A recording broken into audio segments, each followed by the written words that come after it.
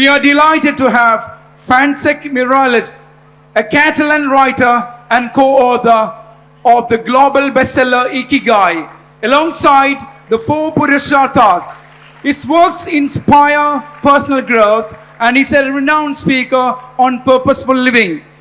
He is in conversation with none other than Dr. Shashi Tharoor, a 4-term member of parliament, a celebrated and globally acclaimed author. Ladies and gentlemen, please join me in welcoming both of them. Hello everyone, good afternoon. No reaction. You're all just waiting for him to speak.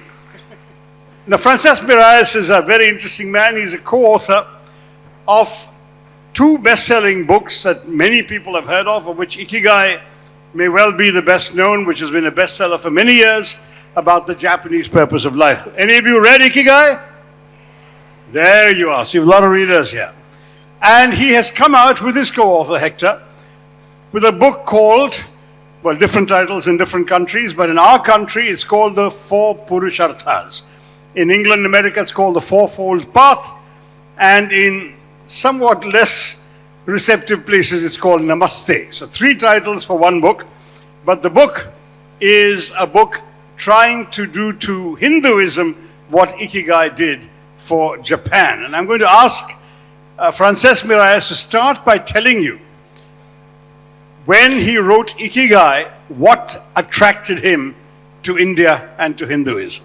Thank you, Mr. Shashi Tharoor. It's such a honor to be here in conversation with you.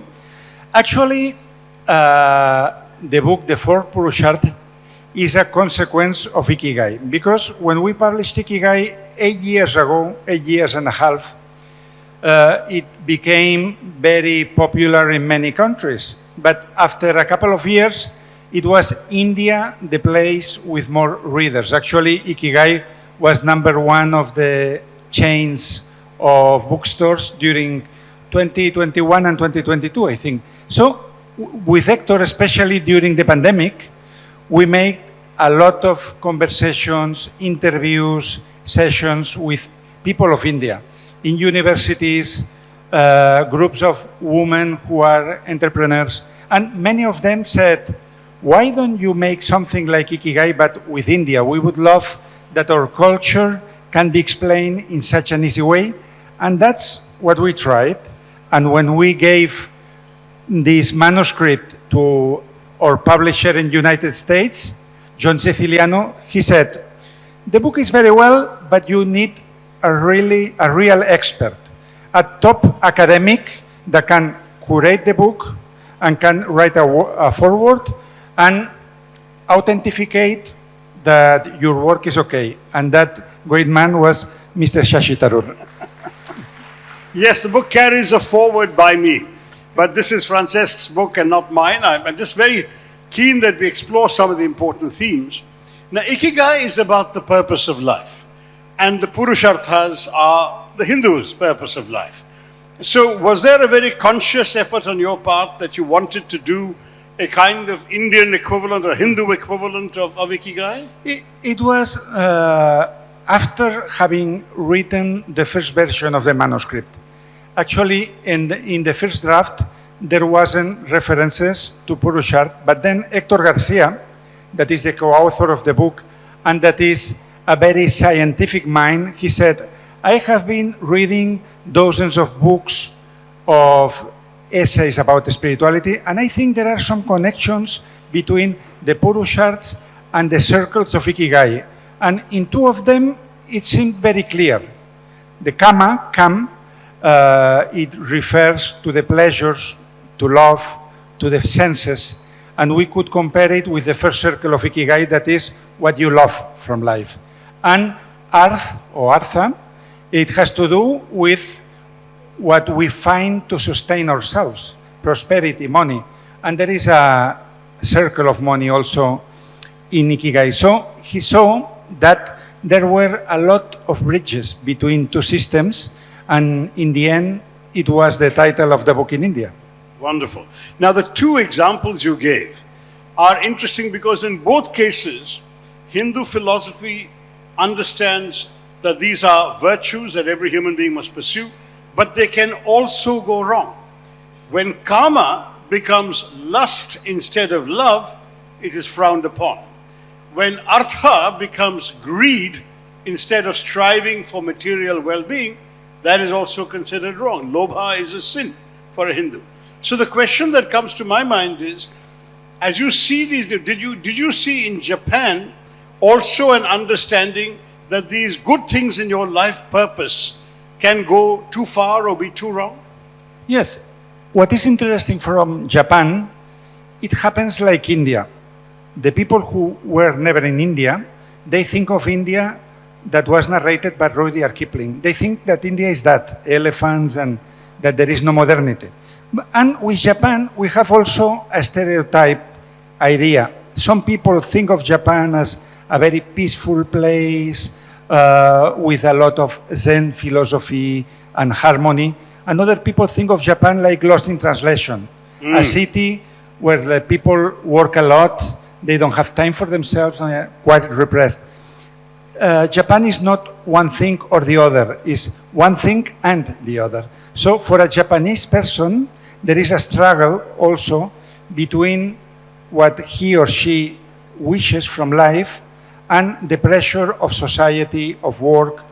And for them, that duty is very important. It's very difficult to abandon the established life and be a freelancer.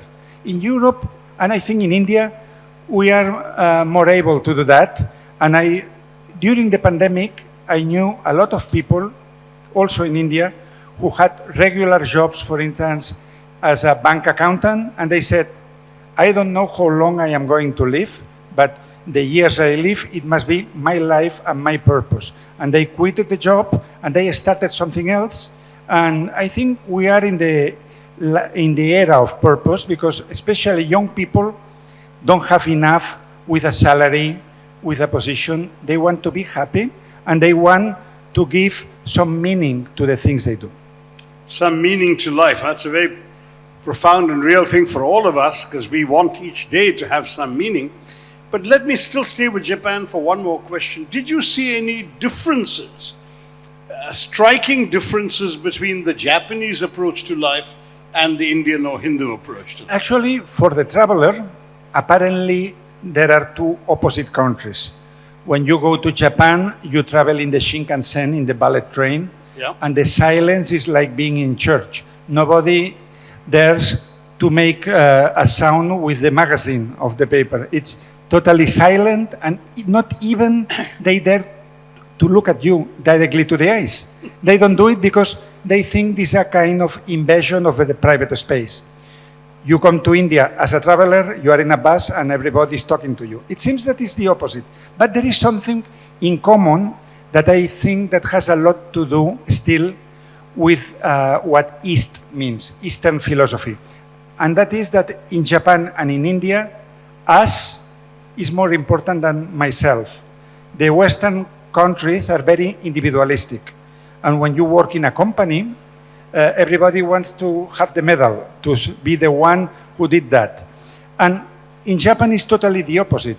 There are very few famous Japanese people because there are some inventions that we don't know who was the author, because it was a team. And I think India has still this collaborative way of life. Family is important in India, friends are important in India, and if you work with other people, you give credit to these people. Let me be devil's advocate for a minute and push back on that. Hinduism is actually an individual faith. It's an individualistic faith. The individual is supposed to find his connection to the divine. We have no collective worship, for example. We don't have your equivalent of the Sunday sermon. That individualism, where each one can even choose which particular deity to worship on which day of the week. If you want to worship Ganesh, you have one particular day. You want to worship Shiva, you have another day. So ultimately, that individualism is built into the religion.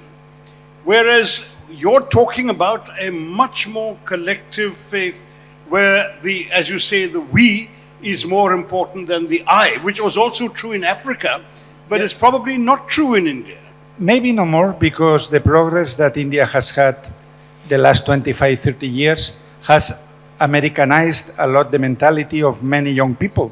They have reference that maybe for, I don't know, because I don't live here, but maybe for a young entrepreneur is more a symbol Elon Musk than somebody from India. And it's transforming the world. I don't know. Yeah, Elon Musk has his admirers in India. I think there's no doubt about that. One more aspect that, the Japanese have this notion of accepting imperfection, right? Which is interesting, wabi-sabi. Wabi-sabi.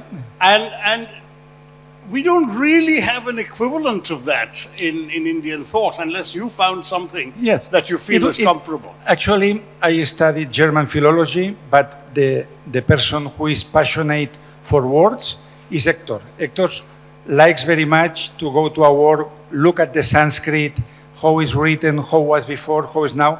And he said, I have discovered a word from Hindi, or I imagine it's from Hindi, that is fascinating. Jugaad, he said. Jugaad is Hindi. And then he wanted to dedicate a chapter about that because he said it was a very original and necessary concept. Because, for instance, in Germany, now in Germany there is a big problem of productivity. Things are done only in one way. Then if something fails, if the right person is not here, or if the goods didn't come, you cannot do your job. But the Indian people, they have the jugaad. That would be, as we understood, the alternative way of finding a temporary solution, and maybe tomorrow we'll find a definite one. And for us, it was fascinating. It has to do with wabi-sabi. We don't want to be perfect, but we want to solve things. That's an interesting way of correlating the two, fair enough. Let's get back to the Purusharthas. Karma, of course, you've talked about, and Artha as well. But when one looks at Dharma, the right way to be, doing the right thing, doing the thing right, all of this is wrapped up in the notion of the right conduct of Dharma. When you looked at that, did you relate Dharma to anything else in your experience, Yes. in your philosophy? We related Dharma with the fourth circle of Ikigai, that is what the world needs. But in the philosophy of Kant, we find also the concept of Dharma, that man and woman must have something most important above them than their daily needs. So Dharma, as we understand it, related with Ikigai, is putting what the world needs, what the people around you needs, forward, so that your talent, what you have been gifted in this world, can go to them and benefit them. So it's a treasure of wisdom, because when you know what do you have to give to the world, and you learn how to do it, and you know what the world needs, then your Dharma would be your contribution, and every person has an individual way to play her Dharma to the others. That's right, and that's quite right, but it's also true that my Dharma and your Dharma may not be the same thing. They may be completely unrelated. We might be both in the same place pursuing different Dharmas. Does that trouble you as a contradiction? No, because I think we will meet in the main topics. Actually, human beings, we look very different, but we are very similar, actually. When we explore the Ikigais, for example, the purpose of every person, maybe you say, my Ikigai is communicating and writing and bringing the people this kind of wisdom, and other person will say, my Ikigai is teaching, is being a nurse, is being a doctor, is being an artist. But actually, the final purpose is always the same. It's helping humanity, making this world better, bringing beautiful things for the others. Interesting thought. We will be opening it up to the audience in about 10-15 minutes, so do think about your questions and comments. But coming back then to Hinduism, there's some things in Hindu thought which, of course, are very foreign, to put it bluntly, to other civilizations, cultures, and religions. And one of them is the whole notion of punarjanmam, of reincarnation. That whereas, for example, in Christianity, the body has a soul. So when our body dies, the soul lives on, true, but the body is in possession of a soul. In Hinduism, essentially, the soul is in possession of a body. The soul is permanent. It exists forever until it merges into the Brahman, the universal consciousness. But the body is temporary. It can be shed like you shed an envelope in which you've contained the letter. As a result, there is this whole notion of rebirth. Because if the soul has done good deeds, it will shed this body and be born in better circumstances. If the soul has done bad deeds or is paying for previous past of earlier lives, it may be born in worse conditions. In fact, the famous Nobel Prize winning economist Amartya Sen used to joke that in Hinduism, he said, if you are a good economist in this life, you might be reborn as a physicist. But if you're a bad economist, you will be reborn as a sociologist. And that's Amartya Sen's sense of humor. But the joke is simply that it often turns out that reincarnation becomes an explanation for everything. You essentially can persuade people to accept their lot in life. You can tell them, don't blame me that I am rich and you are poor. You are paying for the sins of a past life. So you be good, conform, behave better, serve me well, be obedient, and maybe next time you will have a better life. Yes. Now that's no consolation because you don't remember either the misdeeds of your previous Atma or the good deeds you've done. So it's a troubling and complicated philosophy which in many ways has contributed to social conformism. And when sometimes Marxists ask why there are no revolutions in India, this could be a possible explanation if it's deeply ingrained in the psychology and the psyche of the people. Did you grapple with this idea when you were writing your book? Yes, but my problem is that I cannot believe in afterlife. My psychology is too rational for that. I respect that other people believe in that. My mother believed. But I think that the playground of life is this. And because we cannot be sure of what comes after, for instance, the idea of karma, we can bring it to our earthly life, and then if you are in a position that you don't like, if you don't like the relationships that you have, then you can explore your words, your thoughts, your deeds, and to understand what brought you there, to understand your karma. And then you change your habits, you change your words, you change your priorities, you change your purpose, and you get another karma. So I think it's possible to believe in the law of karma without being sure that can be an afterlife. But because for my way of thinking, I think if there are so many people being born, there will be a multiplication of souls in the end. Why too many souls, and where are we going to meet each other? That would be something very, very theological. No, but the argument in Hinduism is a bit different. Whereas the Christian philosophy is that each individual body has a soul. Hinduism argues there is a universal soul, which we share. Right, we all share it. Our bodies are what is temporary and discarded. So in fact, the logical question that, if the world's population was only 1 billion 200 years ago, it's now 7 billion today, what about all these extra souls? Christianity finds it difficult to answer that. Hinduism says it was always the same soul. So there is a difference. Anyway, let's not go there because this is a conversation we can go on dancing on the head of a pin as the Christians talk about angels. But when you look at the question of you, may I ask you a personal question? Are you yourself a believer in a particular faith? Actually, when I am asked that, I always answer that I feel Christian and Buddhist, but in different aspects. I don't believe in Jesus as the Son of God. I believe in Jesus philosopher.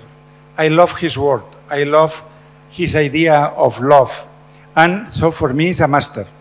Maybe he's something else, but for me, he's a philosopher. And I like the idea of Christianism that you must share what you have with the other. The idea of charity that is in every religion, actually. And I like from Buddhism very much the idea of detachment. So the psychological approach of Buddha about the origin of suffering, that is to wish that things that are impermanent that should be permanent. And so I like the psychology of Buddha and I like the charity of Jesus. That's two very interesting thoughts in one. One is on Christian ethics and Buddhism. There are lots of similarities. Yes, in all religions And is the idea of Hinduism charity. too. The spirit of charity is a very good one. But also, for example, Mahatma Gandhi would preach the philosophy of turning the other cheek. During our freedom struggle against the British, when you had the Satyagraha movement protesting against the British came with sticks to beat our protesters, or even worse than sticks. Mahatma Gandhi's advice was straight from the Bible. It says, take the beating, accept it. And in some ways, that is an element that perhaps all three faiths have in common. I think Mahatma Gandhi was an extremely intelligent person, and he knew that if he was using the force, he couldn't beat, in that time, the British Empire. But he did it in the ahimsa way, that is something from the Jains, and it disoriented totally the colonizers, and I think it was a success in the end. He won a moral victory when he could not won win a a moral physical victory. victory. Yes. Exactly. He showed a superiority in spirit and a higher dignity. Absolutely. No, that's truly an interesting observation. But again, looking back at the question of Buddhist ethics, the Buddha never thought he was preaching a religion. He was preaching a code of conduct. He was preaching a way of life, right? That's why I say that for me, Buddha is the first psychology of history. Because he didn't write a book either. What we know is what other people noted from his words, its quotations, supposedly original. But he never talked about God, afterlife. He talked about how human mind works and how the desire works and how the suffering is and the attachment and all this. So for me, his work was understanding why we think this way and why we suffer and how can we escape from that. Now there's another good question, because every religion struggles with the question of why there is evil in the world. If Christianity envisages a benevolent, omniscient God looking down on the earth and his creations from heaven, the question comes up, why does he allow his creations to suffer so much? Buddhism was very much a response, as you rightly said, to the Buddha seeing suffering, death, illness, old age, all of these things that he witnessed and wanted a response to. Hinduism actually has a very different answer. Hinduism says that suffering is part of life. Death is part of life. Evil is the other side of good. There is absolutely no question of only there being one. Both exist. And just as you are sort of standing, if you like, on the banks of a river and trying to cross the other side, when you die, you cross perhaps somewhere else, but ultimately the journey goes on. There is no difference. That notion may have interesting ideas and problematic ideas too, but it does completely resolve the question of suffering and evil. Because if God is everywhere, God is also in your suffering. If God is with you when you are suffering, you find your ability to cope with that suffering through your relationship with the divine. You see what I'm saying? It's a complicated notion, but God is never absent. Whereas I think if you believe only in a benevolent God, you have a problem asking God, why have you forsaken me? Where are you today when I'm suffering so much? When I'm going through so much injustice?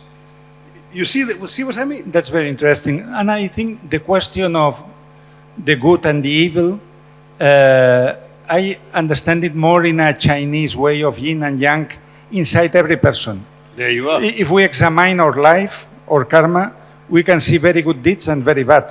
When I am in India, I try to be kind with the people because people are very kind to me. But the other day being in Kolkata, I was a bad person because I was very angry with a young boy that came from the publisher. He came late, we arrived late to everywhere, and in the end I shouted, "You are not professional."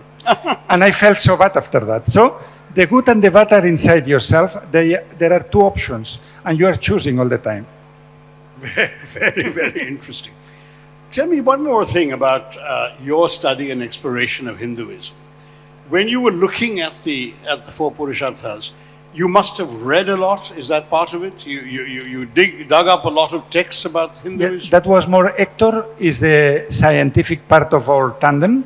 He read dozens of books. He read all your books too. Thank you. He was fascinated, especially in the one, Why I Am Hindu, and your history book. Hello? I think that mic There is is going problem to... maybe with the battery. And my part in writing is more the storytelling. So I take the part of the four attachments. And The sound is going in and out. I think the battery is fading. Can you quickly... You take this... So normally my role in this writing is not working. My role in this writing is trying to find an easy way to explain complicated things and to use some little stories, because we learn when we are children through the stories, and in other kind of books they are very useful too. Yeah, we're swapping the mics for a second. So Francesc is the storyteller, the narrative. Hector's done the research. But there is one more aspect to Hinduism, which is interiority. In other words, I talked about Hindu individualism, but apart from what you can learn from reading, knowledge, jnana, and what you can do through worship or bhakti, there is the question of finding your own truth within yourself. Hinduism, for example, as in Buddhism, has a lot of space for meditation, right? And therefore you can look into the purpose of your life within yourself. Did you look into that as something that you would find interesting to explore? I think it's not. Yes, I think this is. I relate it with the Indian wisdom. You look inside yourself, and you find the solutions and the seeds of your future fruits, instead of looking outside something that makes you happy. And I think it goes well together with the process of Ikigai. When you want to discover what is your purpose in life, and there are many young people who are confused because there are so many options nowadays. When I was 15 and I finished the high school, they gave me a paper with 40 options of universities. Now there are 4,000. It has been a multiplication of opportunities and possibilities. Same happens on TV. So many young people don't know what they love, don't know what they want to do, what is their mission. And then let's go to what you were telling. You must start knowing yourself. That is something that the ancient Indian saviors knew, and also the Greek philosophers. If you know who you are, you will discover what are your talents, what are your gifts, and what is easy for you to do. And from there, you can connect with this circle of what the world needs, and you say, okay, if I am good at writing and people seems to love what I write, and the world is lacking kindness, how can I write things that promote this feeling of kindness? Then you find your purpose. So all the solutions are inside, and actually I know a couple of people, and I'm sure that everybody here too, that are always fighting with other people, with the family, with the friends, in company, with companions, with anyone. And that's because they don't want to fight with themselves. There are things that they are not accepting from themselves, things that they are not solving, and then if you stop the war into yourself, you stop the war outside also. Fascinating, Francis. I'm going to ask one last question, and the floor is open to you, so be prepared to raise your hands. And that question is just a practical, mercenary one. How's the book doing in other countries? Has your book been received well? Is there enough curiosity about Hinduism as there was about Ikigai? Yes, of course, the situation is different with Ikigai. When we wrote Ikigai, it was the first book about this topic. There wasn't any other in the world, and even the word Ikigai existed in Japanese, but not in the common language. So no Japanese was asking to other, what is your Ikigai? No, it was a concept that they had in philosophy, in aesthetics also, Ikigai, no? The purpose. But there are thousands and thousands of books trying to explain India. Some are more academic, some others are for children or are for different audiences. And for us, the idea we had was, let's choose 10, 12 points only, and let's try that it can be understood by anyone. So when we think of a general public, we always said, this book must be understood by the hairdresser and the taxi driver. If they understand the book, we did a good job. If you need previous information, previous readings to understand that, then this is not the book that we wanted to do. Now, I think it's an excellent introduction for those who have not really got much knowledge of Hinduism. It's well written, very readable, easy, simple, flowing prose. It's short, so it caters to the attention span of the TikTok generation. Let me congratulate Francesc Miralles and Hector Garcia for this book and open the discussion to the audience. We just have about 18 minutes. So Yes, there's a hand right thank there. you. Is there a mic for the gentleman there? And I hope it's a mic that works. And it has a wonderful foreword by Shashi Tharoor. Ah, thank you, Francesc. Happily.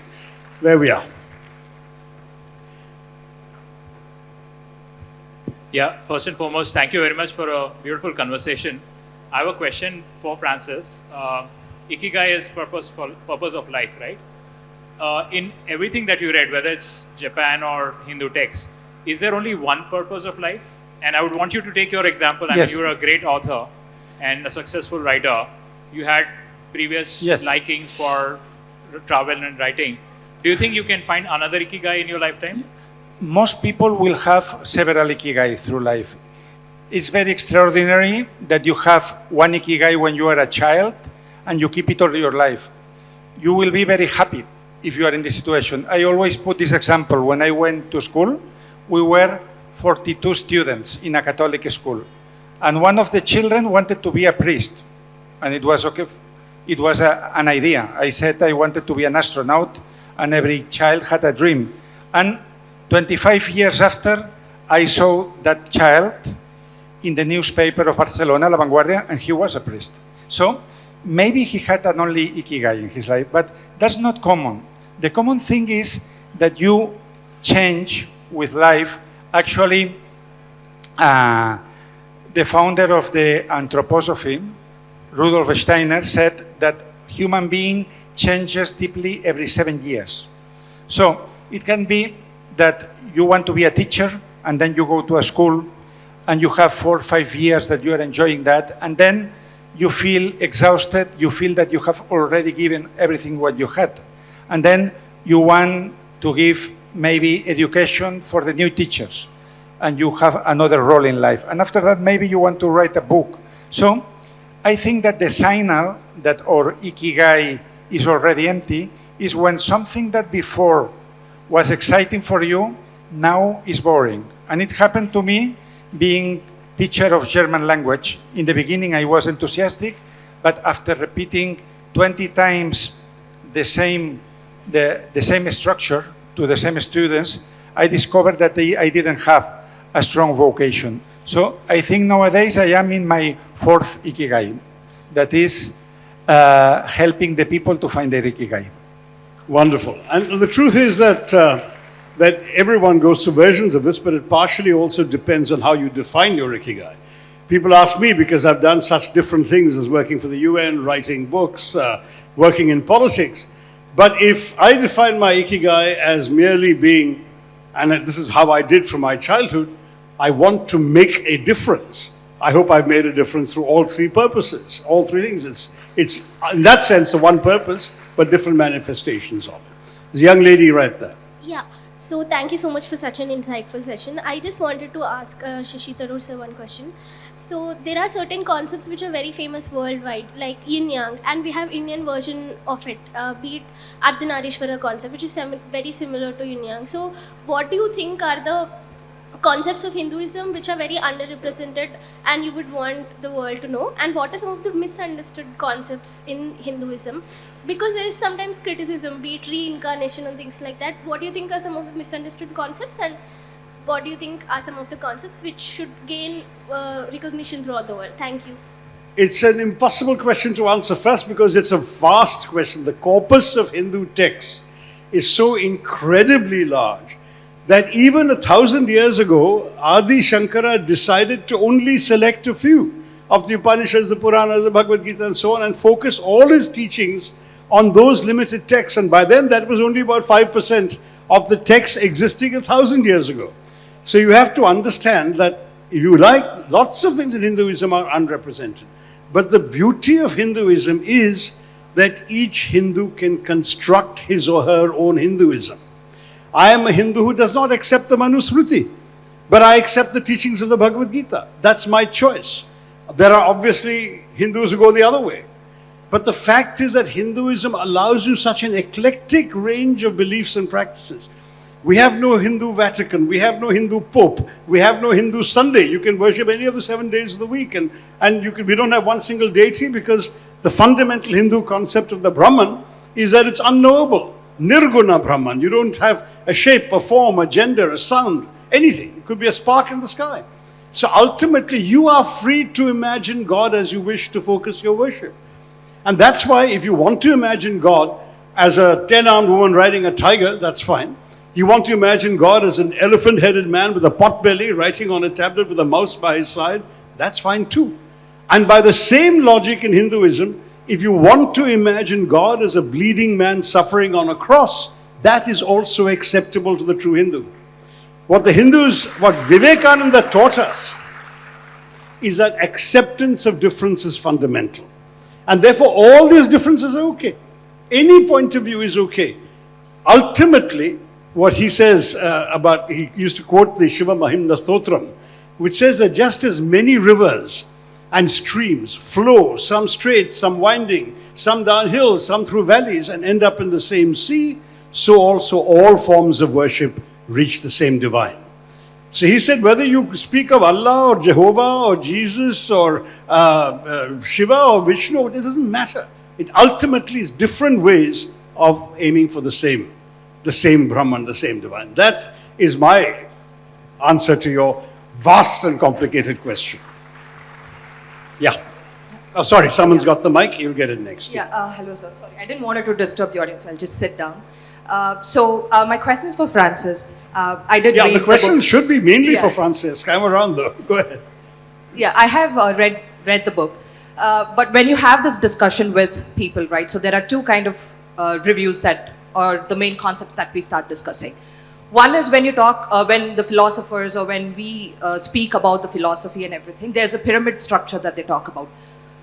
So for every human being, the base pyramid, it starts with the basic needs like food, clothing, etc. And always the self-development comes on the top of the pyramid. So when you spoke about the taxi drivers, the concept has to reach them. So I really love the way how religion and the purpose of life is being tagged along. Me being an atheist, it's difficult to comprehend. But the question that I have is it possible, or if you have a way on how you're planning to, or how we can make this reach the oppressed people of the community where they're still struggling? That is one question. Yes. The other one is it possible to have the purpose of life without having religion being tagged to it? This is a very good question, and I think here we must refer to a very important psychologist of the 60s, Abraham Maslow, that he designed the pyramid of values. Yes, the pyramid of human needs. And that's very true what you say. When people say, what can you give which ikigai can we give to a person that is living in the street? I say, no ikigai, because it's in the survival. This person is needing for water, for food, for a house maybe. So Abraham Maslow, he said that the human needs go higher in a pyramid. In the basic stage, you have said, is survival. If you are now a soldier in Ukraine, you don't think of ikigai. You think in saving your life and before the war ends. Second stage is security. Also psychological security, and only in the higher part of the pyramid is the self-realization. So to be worried about your purpose, about the legacy you leave in the world, you have had to cover the previous stages. So what I would say, what has to do ikigai with the people that is suffering? I would reverse this question. What can we do, the people who are in the top of the pyramid and who have the freedom to think, to help the people who is down to go higher in the pyramid? So our ikigai can bring them in another level. Her second question is, do you need to have a religion? Can you have Well, an ikigai without a religion? Religion and God is a very open concept, I think. When we think of God, if you read the Bible literally, or the children books that were made before, you can imagine God as a man with a white bird that is over the clouds. Maybe for a child, that is God. For a Jewish, and for a Muslim, is something that you cannot imagine. It's more abstract. So what is God for you? For me, because of that, I say that I like very much the message of Jesus. God is love in any expression of it. So even if I say, I don't believe in afterlife, I cannot say that there is no afterlife because I don't know actually. But if I am taking care of other people, if I am helping my brother, if I am helping a stranger, I am doing divine things. I am communicating with reality as God would do. For me, God is that. Is the expression of something that is beyond ourselves. Thank you, Francis. There's a young man who stood up here. Yeah, there's the mic. And then we'll go to the young we'll come boy. back next. Yeah. So actually half of my question was answered in the last answer which you answered. So my question is, we are living in an era with hundreds of religion and thousands of philosophies to attain happiness. But as I have observed in every religion, that there is some humanistic similarities in them. Even if you look at the philosophy of Hinduism, Islam, Buddhism, Christianity, there's some humanistic similarities in all of them, which is the similarity of humanistic theory introduced by Carl Rogers and Abraham Maslow. So do you believe, Francis sir, that all religion has this humanistic touch in their philosophies? Yes, I think there are things in common in all the religions. For instance, the respect for the children, the respect for the old people, and the assistance to the poor. It's in every religion. What changes are more, it's a matter of concept. For instance, in Catholicism, there is a figure that there is a priest that is part of the army. For me, this is a contradiction, because Jesus said to put the other cheek, as we have said. How is possible that there is a priest going with the army in a war and that is helping one side and not the other side? So I think that the religions are born pure, but we, the human beings, then give a different, we intoxicate it with our own prejudices and our own needs that have nothing to do with that.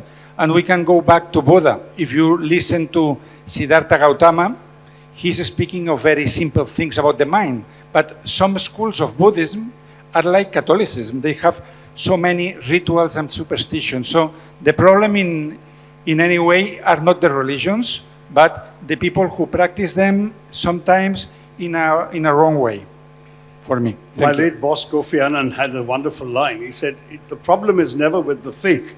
It is with the faithful. But anyway, yeah, anyone, yeah, that's it. Thank you for this enlightening session. So, sir, you talked about universal souls, right? So, can that be related to Carl Jung's archetypes? Are we all connected in some way? That's my question. I think I want to quote here Ramana Maharshi. That was very important for me when I was about 20. I was reading many things of Arunachala, and it was told that Ramana Maharshi received many pilgrims from India, but also from foreign countries. He was a man with an incredible gaze of goodness.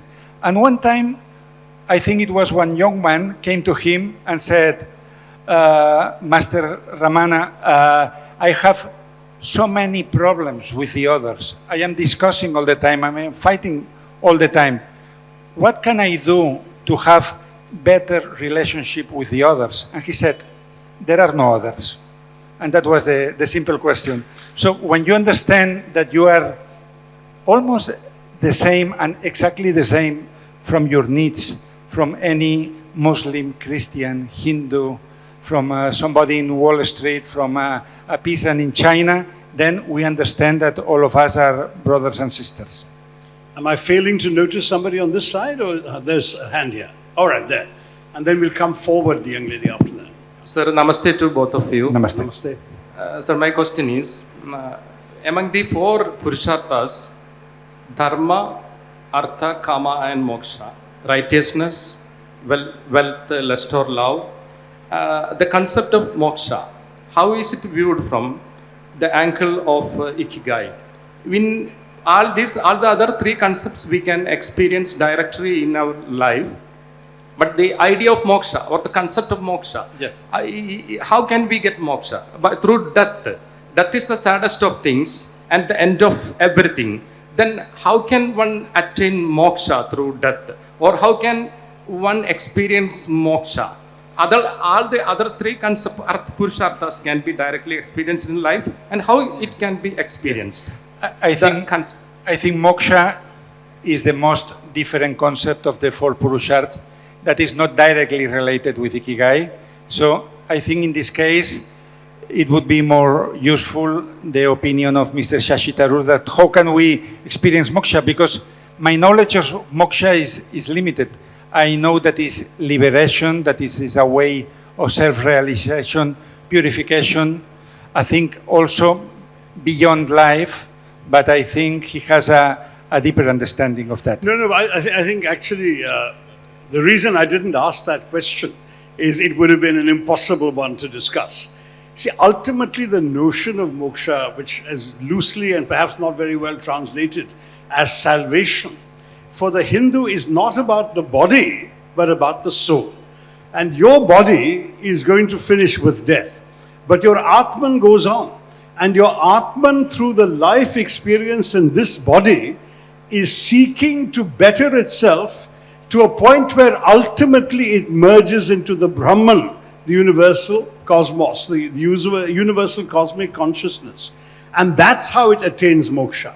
So all of us, every one of us, is part of an indefinite process in which our Atman is using our body and our present temporal life, the life we recognize, understand, and can describe today, as a step in a journey. We have no idea where we are. It might be that we are a long way towards moksha already, and that somehow we lead such an ideal life that our Atma attains moksha. It may also be that all the stuff we're doing today, which is materially successful in today's standards, you're rich, you're prosperous, you are powerful, all of those things, may actually be earning us demerits for our Atma, and maybe next time around we'll be farther away from moksha. So it's an incredibly complicated philosophical concept. I don't consider myself equipped to find a definitive answer to it, and I think I don't blame Francesc for steering away from it either. But the short answer is, you cannot experience moksha in this life. In other words, the life that you are living is about meaning and purpose, fulfillment, goodness, all of those things of your body and your consciousness that your body has, right? It doesn't actually relate to the life of the soul. Sorry about this. I know it's not a satisfactory answer, but that's the best that I could derive, and I have read extensively on Hindu philosophy on this. The Buddha himself attained moksha, if you like, but the Buddhists called it nirvana. When he, after all those years of meditation, achieved something that was beyond this life, and that's what they call nirvana. All I can do is shrug and say, I don't know any better. Yes, there was somebody in front who had the mic. No? There was somebody who took the mic from you. Where's the young lady? Ah, yes, okay. The gentleman there? Hello, is there a mic still? I think we have one last question, and then we'll have to wrap up, I believe. Right there.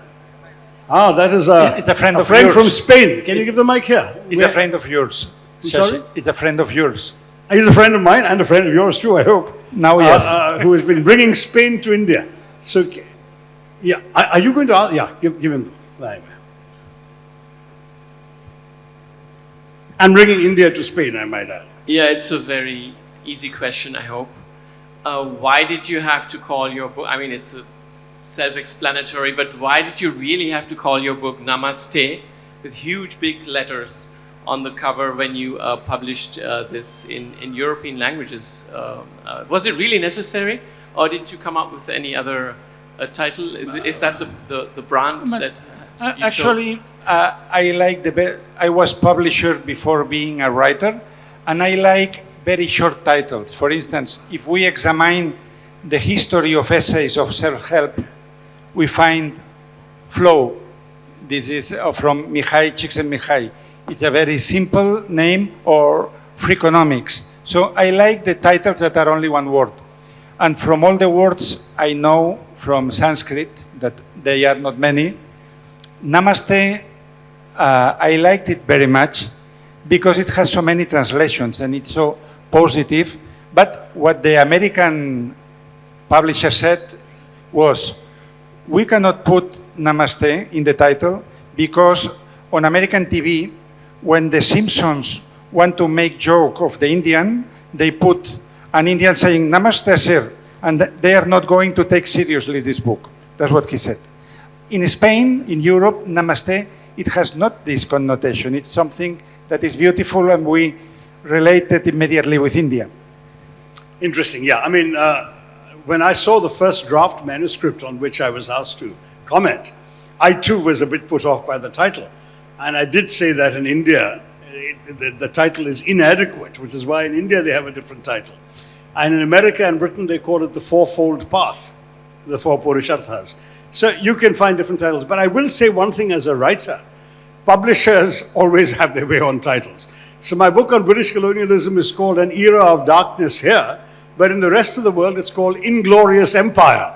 And I think those of you who know about a movie that begins with the word inglorious will know what they were trying to evoke subliminally in the reader's mind. There you are. Thank you very much, Francesc. I'm afraid that warning light is for us. Our time is up. Thank you all very much for giving us such a wonderful hearing. Thank you very much. Francesc Miralles, the Four Purusharthas. Thank you. And we'll both be signing books after this in the signing area.